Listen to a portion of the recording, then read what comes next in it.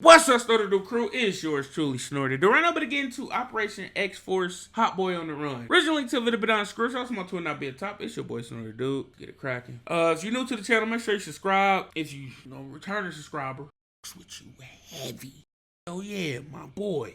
Leave a like though. If you don't leave a like, you unbecome my boy. Yeah. Anyway, so last time I did a video on Orlando, it was about G9 and his Rico case. Come to find out, Buddy did a PPP for 10 bands. 10 though? Are you gonna do the, you gonna go crazy, go crazy. They made that thing. I seen one nigga had a thing called Hellcat Me Please, LLC. Buddy got like 70 bands. Hellcat me please, LLC.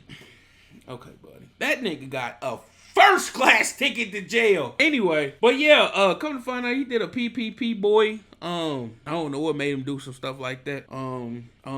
Pretty sure he was getting his stream money in.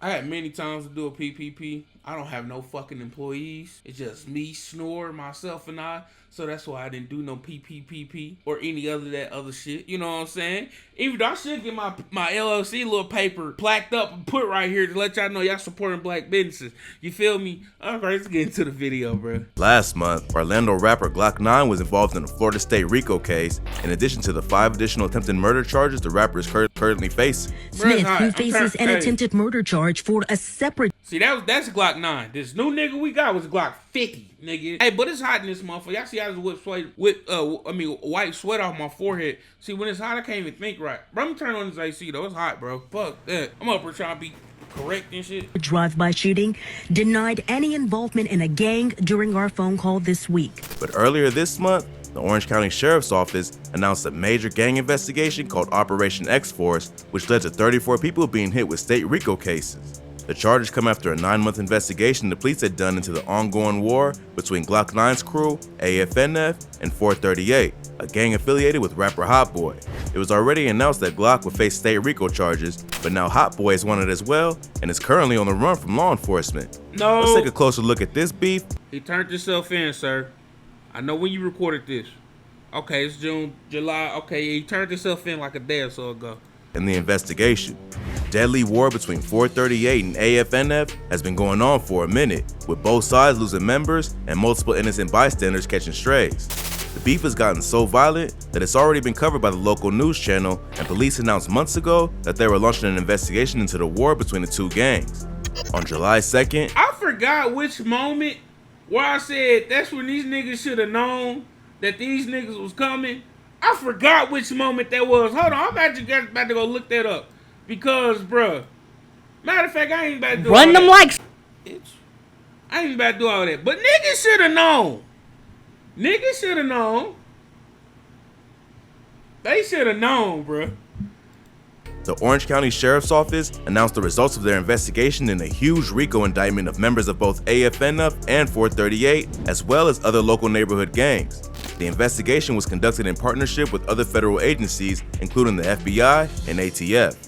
The sheriff leading the press conference, who were responsible for over 200 felony charges, which included 30+ shootings and several homicides. Among those 8 men listed were rappers HOTBOII and Glock 9. The sheriff mentioned Glock 9 specifically and said that he alone was facing 52 felony charges. He also mentioned that when police searched his house, they found 13 auto sears, a device used to turn a regular handgun or rifle into an automatic weapon.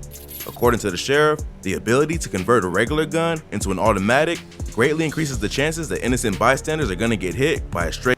Bruh, first of all, them boys had to know a gunsmith or something. There's only certain breed of nigga can get that. You feel me? Nigga with a, man, I ain't about to get into detail with it. But it's only a certain breed of nigga to get that.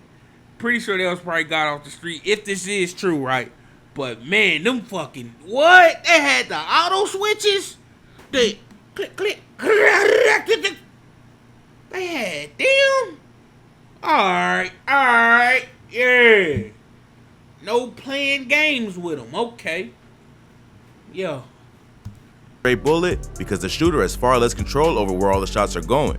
He points to 4 homicides of innocent bystanders who are believed to have been casualties in this gang war, including 14-year-old Joshua Atkinson and 3-year-old DeQuane Felix Jr., whose murders remained unsolved. Joshua Atkinson and another teenager were both shot back in September 2020 while sitting on the porch of a house in the Pine Hills neighborhood of Orlando.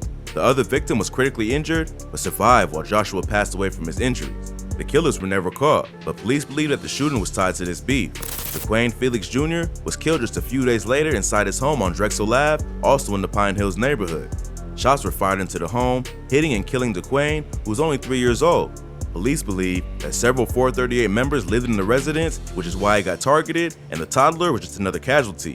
They originally offered $20,000 for any information on the murder, but that case also remains unsolved. In addition to both of these murders, I think I said when that child got killed, because for one thing for certain, two things for sure, a little child like that gets killed, they gonna find the killer. Oh, they exhausting all efforts, cause y'all niggas a menace to society. They don't give a fuck about us grown niggas. No. But them kids though, oh, they coming. Oh, they on their way. Don't even worry about it, bro. You caught. You caught. Police believe that 2 other innocent bystanders were killed as a result of And that's the time when somebody might talk the most too about a kid too. Yeah. this beef, including Ocoee football star Dexter Rance and 16-year-old Tavia King. Dexter Rance was attending the memorial service for Wolf Luma, an associate of HOTBOII who was killed by AFNF Meatmo, who was friends with Glock 9. The memorial service was allegedly shot up in retaliation for Meatmo's arrest. Rance was sitting in a car about to drive away from the scene when bullets started flying.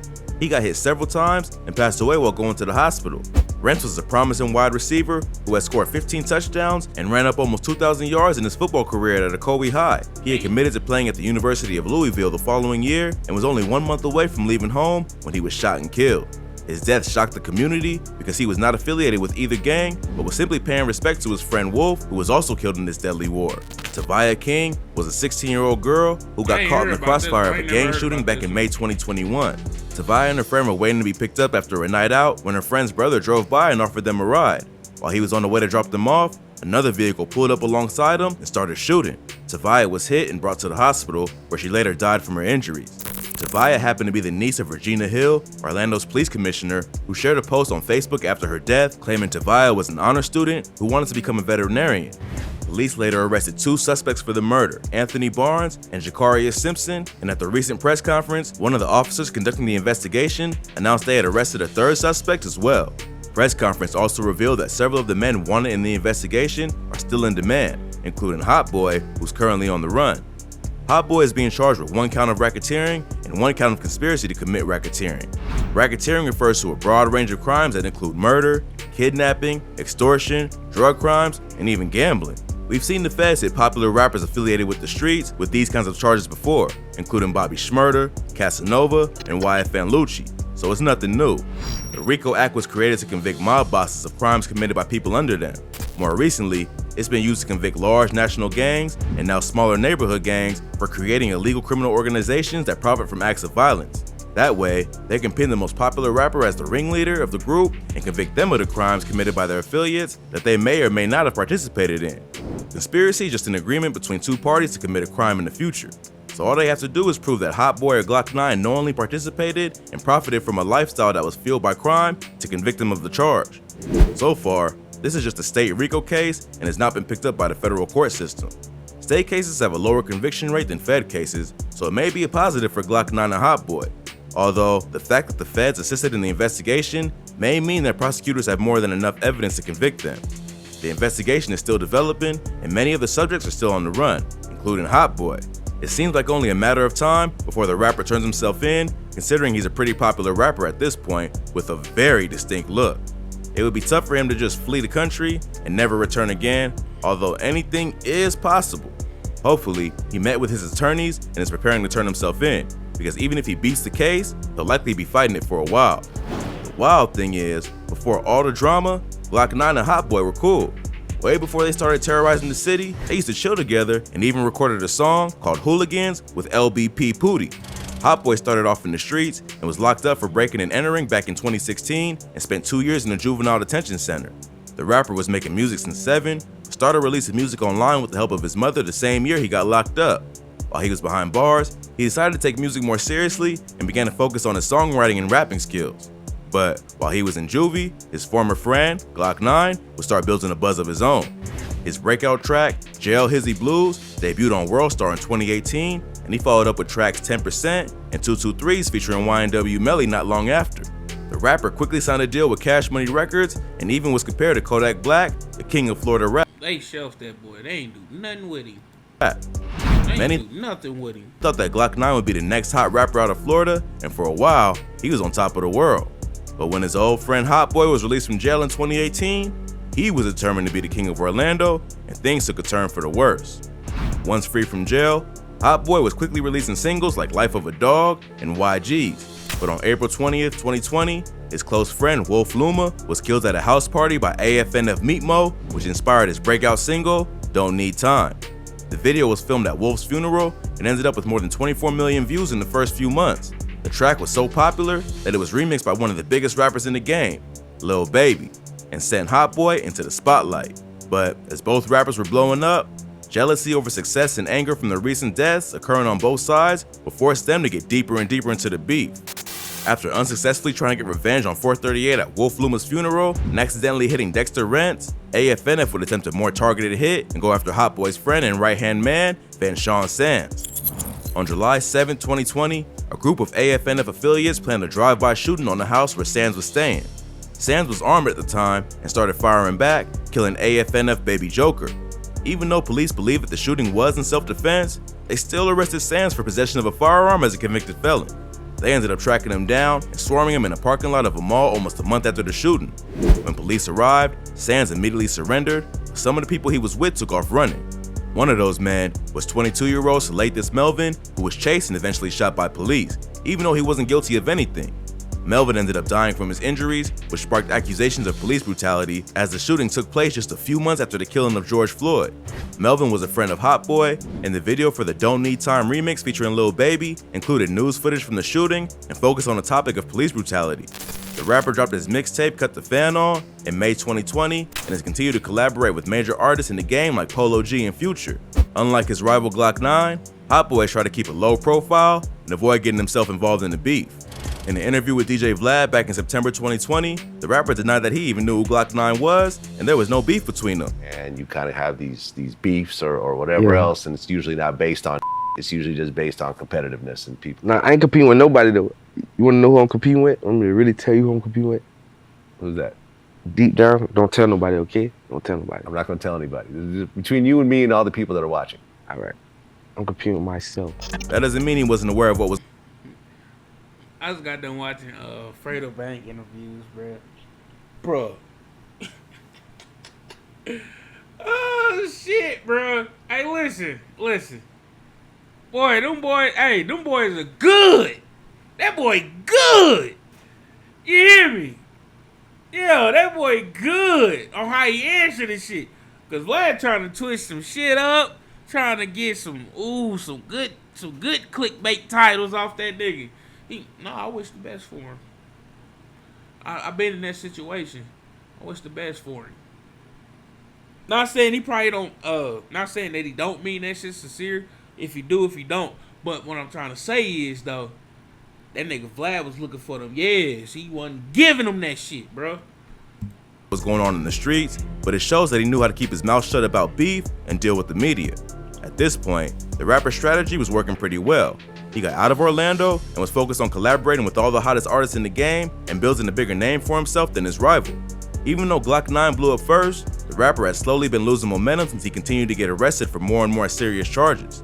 In 2018, he was arrested for Grand Theft Auto, possession of a concealed weapon, and drug charges. In 2019, he was arrested for marijuana and possession of an illegal firearm. Then, in 2020 and 2021, he was charged with multiple counts of first-degree murder that came from an incident where he shot up the house of his cousin, Cudham Reese, while 5 of his family members were inside. Check out our full breakdown on the Glock 9 RICO case for more info on this charge. So, not only was he wasting time going in and out of jail when he could have been in the studio, but all those lawyer fees have to be hurting his pockets. Although Glock 9 is a popular rapper, he's still building a name for himself and doesn't have a dedicated fan base that's gonna keep his name alive while he's fighting case after case. At the moment, the odds of HOTBOII beating the RICO case, or at least copping a plea deal, seem much better than Glock 9's. At this point, it doesn't seem like he actually participated in some of the more violent crimes committed by 438, he's just the biggest name associated with the gang, so he's being labeled as the leader. But it's not entirely clear what kind of evidence the police have against the rappers. Allegedly, there are hundreds of pages of arrest affidavits that are being withheld from the public because some of the suspects are still on the loose. While on the run, HOTBOII teased a song on his Instagram, captioned with some emojis that make him seem like he knows exactly what's coming. Most likely, he's just enjoying the last few days of freedom before turning himself in. This case is still developing, and more news is likely to come once HOTBOII surrenders and the court paperwork is made available to the public. With 34 people potentially going down from rival gangs, there is likely to be all kinds of allegations made and snitching going on that'll reveal what's really been happening in the streets of Orlando. Sadly, 2 more talented rappers are potentially risking their careers and freedom over a petty beef that could have been easily squashed. Florida police ain't playing around, and any Florida rapper who's really living that life should think again. If you thought this video was crazy, be sure to check out our channel for more. From Glock 9 Rico case to rap's biggest police raids, we covered them up. Yeah, man. So the whole Florida situation. Florida in the place is kind of crazy, man. I kind of want to visit, but like I said, Florida in the whole is kind of crazy, bro. But for the most part, though, man, I just hope these boys get free, you know, in the end of all this shit, man, and just kind of let shit simmer down and just kind of motherfuckers focus on they rap careers, cause like the back and forth and the back and forth and the back and forth too. That shit's just bananas. Maybe cause it's the type of motherfucker I am. I don't really go back and forth with motherfuckers. You know, especially women. I don't do that neither. Not saying that. I don't even know why I brought that up, but just for the most part, I don't really do all that back and forth. We usually just gotta say what I gotta say and just kind of go on. And the back and forth, that shit's just like, draining. And then all this shit's gonna cost them a lot of fucking money. At the end of the day, it's gonna either cost them a lot of bookings as of doing shows, gonna cost them a lot of lawyer fees, gonna cost them a lot of potential streams on new songs they got to come out. We all know this, bro. It's only a select few of niggas. That nigga YB is the only nigga I know to have a song drop while in jail and that bitch go crazy. That Nevada song, I did do a video to that song. It got blocked worldwide. I'm just letting y'all know, right? But for the most part, though, for a nigga to go in jail then do a song, it don't hit the same. It don't get, you know what I'm saying? The song might be the best song ever. It's just when they out and a video might drop, it's like, ooh, what is this? You know what I'm saying? Like, yeah, but this shit, I just want the shit to, yeah. Anyway, though, originally to the video down in the description. Also my Twitter, I'll be at the top. It's your boy Snore. Let me know how you feel about the video. If you haven't liked, subscribed already, go ahead and do so. If you made it to the end, put core water in the comment section. It's your boy Snore. I'm gone.